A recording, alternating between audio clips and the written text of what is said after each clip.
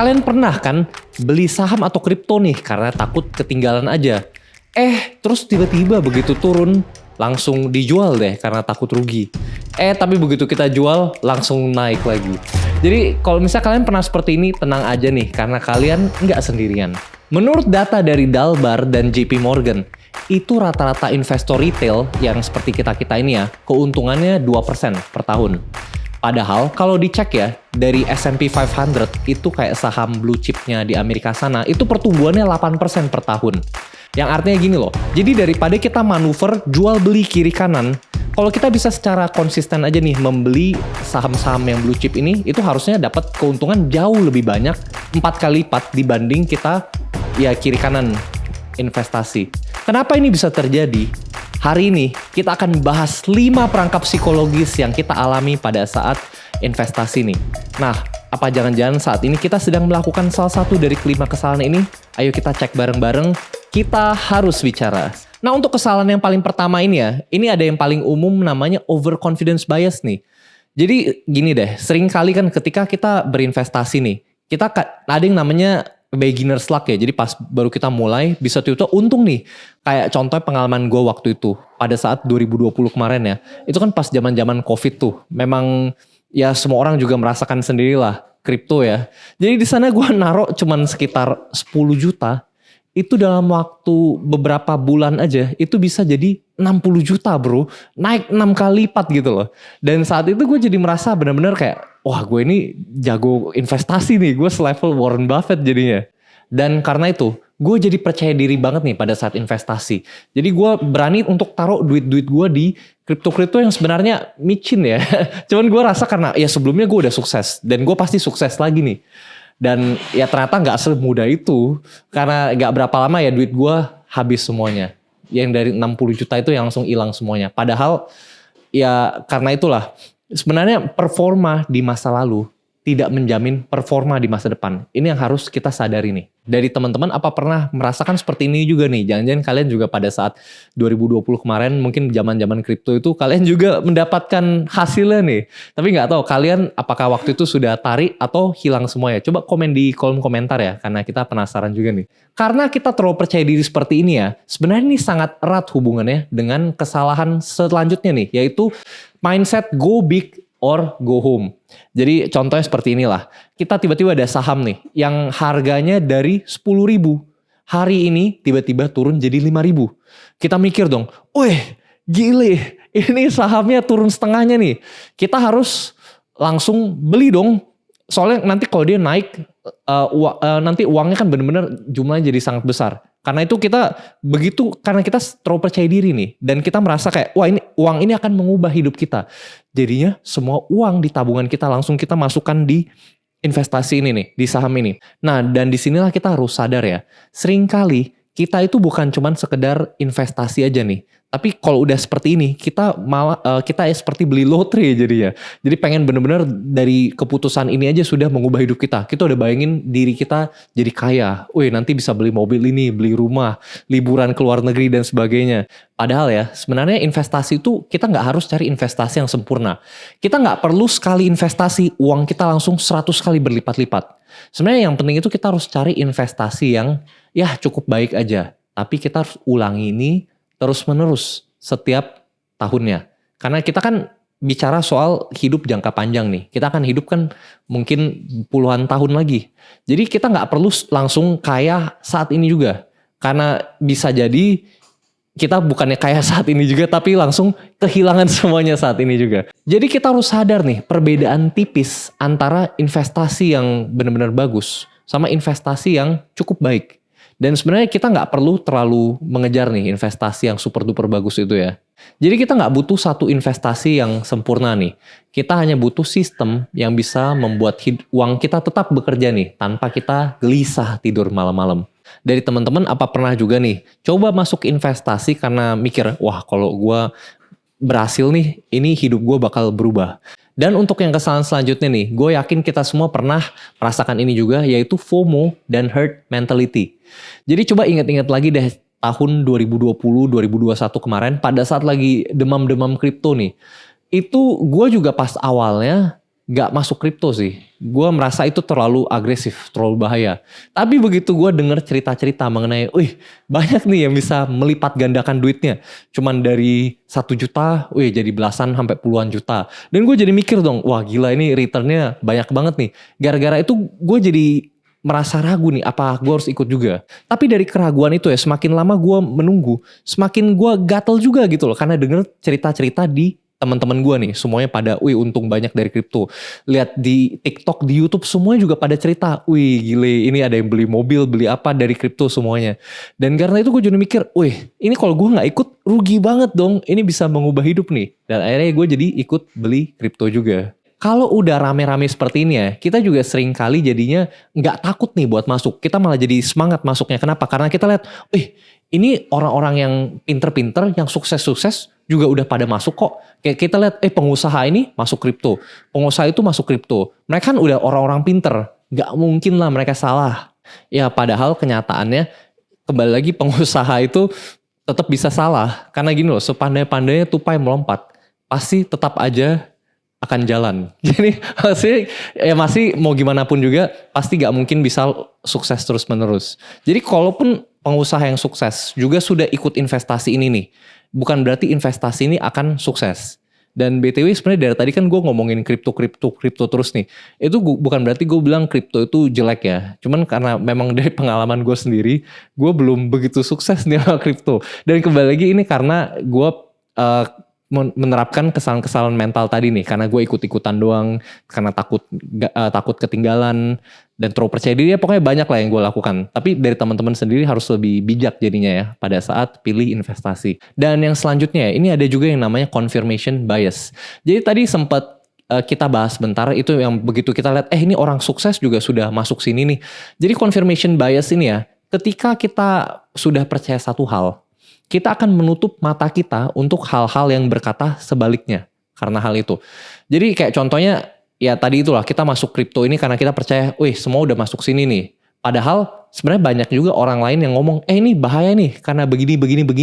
Ini dia punya market cap-nya kurang atau apa. Dia sebenarnya udah ada banyak analisis yang berkata sebaliknya. Tapi karena kita sudah benar-benar percaya sama hal ini, karena kita nggak melihat hal-hal yang negatif itu, kita cuma lihat yang sesuai dengan pandangan kita nih, itu confirmation bias. Kalau dari teman-teman sendiri pernah nggak merasakan yang seperti ini juga? Atau jangan-jangan kalian pernah nasihatin teman kalian nih, ini bahaya nih, cuman teman kalian nggak mau denger karena mereka emang udah percaya. Coba komen di kolom komentar ya. Nah, dan yang selanjutnya, kalau kita bicara soal kesalahan psikologis nih, sebenarnya ini juga kita nggak boleh lupa bicara soal loss aversion, artinya takut rugi. Ketika kita diberikan pilihan untung 1 juta dan rugi 1 juta, kita itu seringkali lebih takut rugi dibandingkan untung. Jadi misalnya kita dikasih kesempatan 50-50 nih, kita tetap gak mau ngambil 50-50 itu karena takut rugi jadinya. Dan sebenarnya ini gue ada pengalaman nyata sendiri ya. Gue ada beli salah satu saham yang waktu itu IPO nih, dari harga 300. Sampai sekarang harganya sudah jadi sekitar 60-an. Gue masih pegang juga sih sampai sekarang. Karena memang gue merasa nih, ini wah rugi nih kalau dijual. Kok selama gue masih punya harapan ya kalau ini bakal naik. Padahal sebenarnya ini juga bahaya. Kita nggak boleh beranggapan kalau ini akan naik lagi. Kita harus pegangan sama fundamental yang aslinya nih. Bagaimana kesehatan perusahaannya, keuangannya dan sebagainya. Jadi jangan keep perusahaan ini, jangan kita pegang terus sahamnya karena kita takut rugi. Atau jangan kita langsung jual juga begitu turun dikit, wah ini udah mau bangkrut nih, langsung kita jual jadi ya. Jadi kita harus tetap selalu objektif, jangan mau jual atau beli karena takut rugi aja. Nah, dari teman-teman bisa coba tebak gak saham apa yang gue ngomongin tadi nih? Waktu itu pas IPO harganya sekitar 338 lah, sekarang harganya 60. Itu sahamnya masuk unicorn sih, jadi coba kalian komen di kolom komentar ya, apa nih sahamnya? Kalau misalnya bener, ya nanti dapet pin dari gue.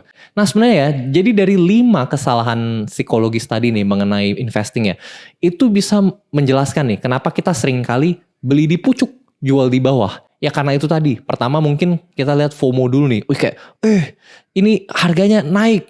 Kalau gak beli sekarang ketinggalan. Jadi kita beli nih. Dan kita mencoba analisis, kita terlalu confirmation bias jadinya. Kita terlalu lihat hal yang positif-positifnya aja. Yang negatif kita abaikan. Dan karena itu kita juga jadi overconfident, kita terlalu percaya diri, jadi kita beli aja, dan karena kita udah beli aja, kita juga go big or go home. Jadi kita benar-benar semuanya kita masukin duit kita nih, kita nggak simpen lagi buat jaga-jaga atau kita diversifikasi, gak ada, semuanya kita masukin. Nah, dan begitu saatnya sudah turun, karena kita takut rugi banyak, kita baru turun sedikit aja, itu udah kita jual. Itu loss aversion. Jadi dari 5 itu ya, itu membentuk, udah combo mantep lah. Jadi kita udah beli di atas, turun dikit kita jual gitu loh. Atau turun banyak kita nggak jual-jual. Ini sering banget nih. Jadi gimana caranya nih kita bisa lepas dari perangkap-perangkap psikologis tadi nih mengenai investasi. Ini yang paling penting ya. Pertama, kita harus tentukan juga target finansial kita nih. Kita harus definisikan profil investasi kita. Maksudnya gimana tuh? Jadi di sini kita harus sadar ya. Seringkali kita itu investasi tanpa sadar. Kita itu orangnya mau investasi jangka panjang, pendek, atau menengah nih. Kita harus, ini yang paling penting nih. Karena kadang-kadang banyak orang yang kayak rencananya mau trading sebentar. Maunya jangka pendek nih. Tapi karena nyangkut, akhirnya jadi jangka panjang. Itu gak direncanakan, bahaya tuh. Atau sebenarnya mau jangka panjang, tapi karena turun dikit takut dijual. Nah ini kan bahaya. Ini gak sesuai target. Karena itu penting banget kita harus tentukan dulu di depan nih. Kita maunya pendek, menengah, atau panjang. Dan kita harus tentukan juga nih profil risikonya kita. Jadi kadang-kadang ada orang yang lebih agresif nih. Dia gak apa-apa emang mau turun 40%, gak apa-apa, masih bisa gas gitu loh. Tapi ada di sisi lain orang yang lebih konservatif. Jadi dia mau yang ya jangan terlalu banyak fluktuasinya lah. Naik sedikit gak apa-apa, yang penting turunnya juga jangan banyak-banyak. Jadi di sini kan kalau kita sudah definisikan dengan jelas, kita juga bisa pilih investasi yang lebih sesuai nih. Jadi kita bukan sesuai mood kita aja nanti. Kayak ya pengen agresif nih hari ini, besoknya jadi konservatif. Jadi kan kalau gitu beda-beda susah. Dan yang selanjutnya nih, gue juga sarankan kita untuk pakai metode dollar cost averaging. Jadi ini umum banget nih, cuman gue jelasin lagi, ini gampangnya gini, kita gak usah pedulikan harga saham atau kriptonya itu naik atau turun. Kita cuman pilih aja yang saham atau kripto yang kita rasa, ini bagus nih secara fundamental. Ini memang bakal naik terus ke depannya. Dan kita beli aja terus secara berkala. Jadi kita tutup mata aja sama harganya. Jadi kita udah tentuin, setiap tanggal 1 tiap awal bulan kita langsung beli. Gak peduli harga berapa, beli gitu, ulangin terus. Dan sebenarnya gak harus tiap bulan juga sih. Ada yang tiap minggu mungkin beli, itu juga boleh. Dia dibagi aja dana budgetnya berapa, dibagi 4 misalnya. Jadi mau setiap minggu beli sekali. Malah kemarin gue sempet lihat di YouTube ada orang yang beli setiap 10 menit loh. Dia beli kripto setiap 10 menit. Dia dollar cost averaging sampai sekencang itu. Jadi sebenarnya ini tinggal kita sesuaikan aja nih sama kita punya plan investasi ya. Dan yang selanjutnya nih, kalau misalnya kita sering jual beli investasi kita nih, karena emosi kita naik turun, coba kita bikin juga nih yang namanya jurnal emosi. Jadi setiap kali kita ingin melakukan keputusan nih untuk jual beli itu, coba kita jangan lakukan, kita berhenti dulu nih, terus kita tulis perasaan apa nih kita saat ini, kenapa kita ingin melakukan hal ini, gitu kan. Nah setelah itu mungkin tunggu sehari dulu, baru kita laksanakan. Jadi kita besoknya baru kita baca lagi catatan kita yang kemarin. Kayak kemarin tuh kita takut karena ini. Jadi kalau udah sehari lewat, biasanya kita jadi lebih tenang nih. Kita jadi lebih objektif. Baru kita bisa lihat nih, apakah benar ini emang harus kita jual, atau emang ya kita harus simpan aja nih. Jadi kita bisa lebih bagus di sana keputusannya. Nah, dan juga untuk yang tangannya gatel nih. Seringkali kan kita kalau lihat harganya naik turun, kita jadi antara pengen jual atau beli nih. Jadi coba jangan liatin lagi marketnya. Setiap kali kita pengen trading, coba kita udah tentuin di awal stop loss sama take profitnya berapa nih. Jadi kita ikut dari sana aja, jadi jangan ikut emosi. Dan yang selanjutnya nih, kita juga harus sadar nih, memang penting banget kita untuk selalu up to date ke berita-berita terbaru. Jadi untuk rekomendasi saham, untuk berita-berita terbaru itu semua benar penting nih bagi kita untuk bisa buat keputusan yang lebih bagus. Cuman kalau kita follow banyak sekali akun-akun yang rekomendasi, itu juga bisa membuat kita jadi bingung nih. Dan lama-lama FOMO karena kita, ini harganya bakal naik gini loh. Jadi akhirnya karena itu kita jadi gatel juga. Jadi gak ada salahnya juga bagi kita untuk ya unfollow akun-akun yang terlalu agresif nih. Misalnya kita rasa kita terlalu banyak boncos nih gara-gara ini. Ya kita unfollow aja orang itu. Jadi blok orang itu, jangan nonton dia lagi karena itu berbahaya. Atau emang ada teman-teman kita juga nih yang suka ngajak-ngajak investasi yang akhirnya bikin kita boncos nih. Ya itu juga coba dijauhin juga nih orang-orang seperti itu. Dan yang terakhir nih, gue juga saranin setiap kali ya kita pengen investasi, coba kita sengaja cari orang yang punya opposing views. Jadi maksudnya orang yang tidak setuju nih sama hal ini. Contohnya, mau beli koin ini, coba kita cari orang lain yang sebenarnya nggak suka sama koin ini nih. Terus minta pendapat dia, kenapa jangan beli koin ini.